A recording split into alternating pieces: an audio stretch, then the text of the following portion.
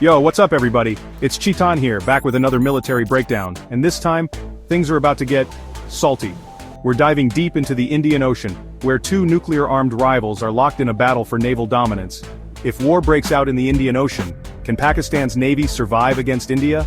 Let's break down the unmatched power gap, and why Pakistan's naval forces are no match for India's maritime dominance. With cutting-edge aircraft carriers, nuclear submarines, and superior destroyers, the Indian Navy is a blue water force. Meanwhile, Pakistan struggles with an outdated coastal defense fleet. Let's dive into the numbers. Alright folks, let's talk numbers.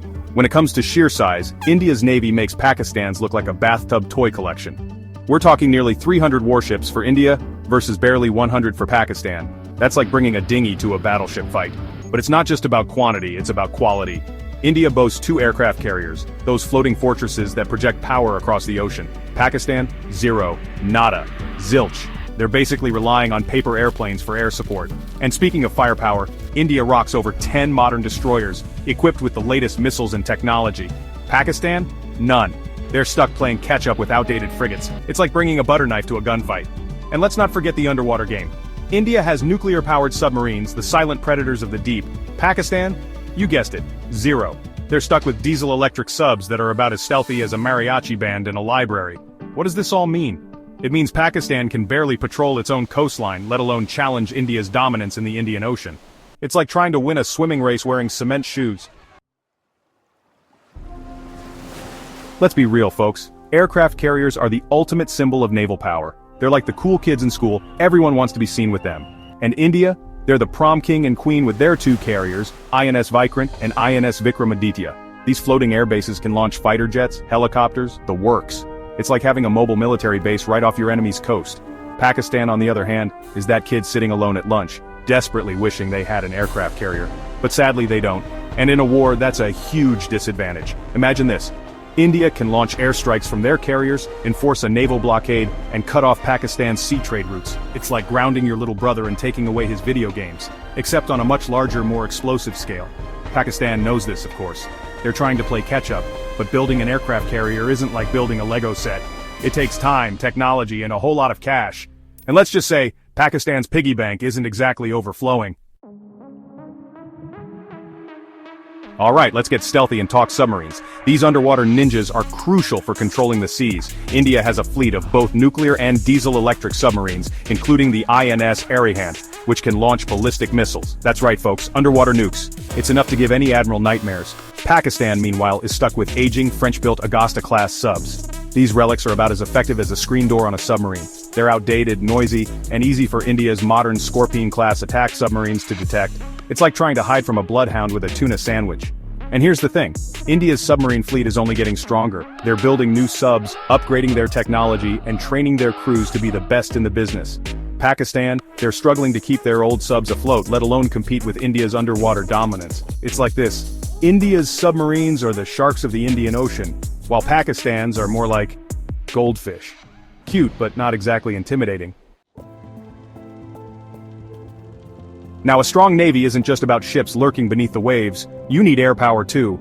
And in this department, India is soaring high above Pakistan. We're talking about a cutting-edge fleet of P-8Y Poseidon maritime patrol aircraft. These bad boys can spot a periscope from miles away. Then there are the MiG-29K fighter jets, ready to scramble from the aircraft carriers and dominate the skies. And let's not forget the advanced helicopters, armed and ready to hunt down enemy submarines. It's like a buffet of air power, and India's got a big appetite.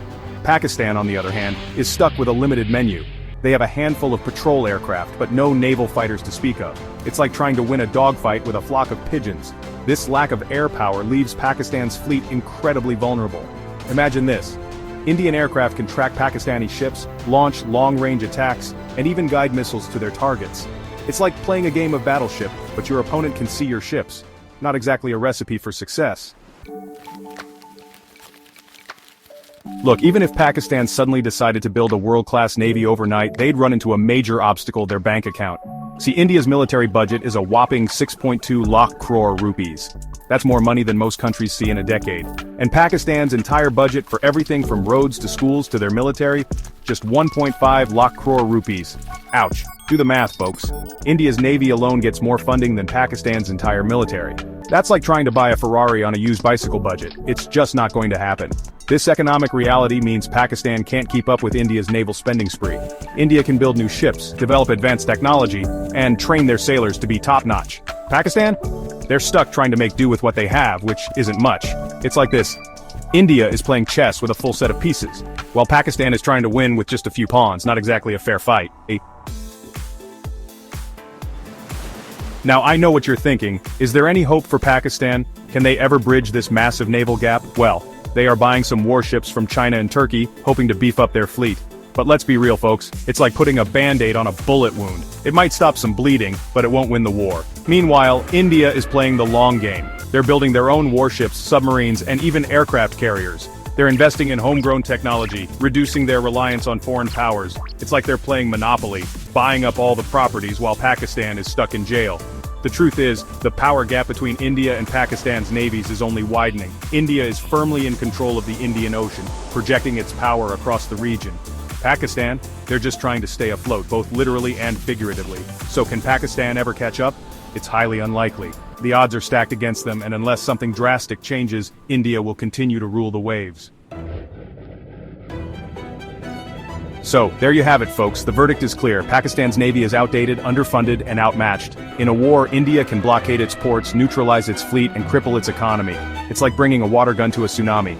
But hey, I'm just one guy with a YouTube channel. What do you think? Can Pakistan ever match India's naval power? Let me know in the comments below. And don't forget to like, share, and subscribe for more defense breakdowns.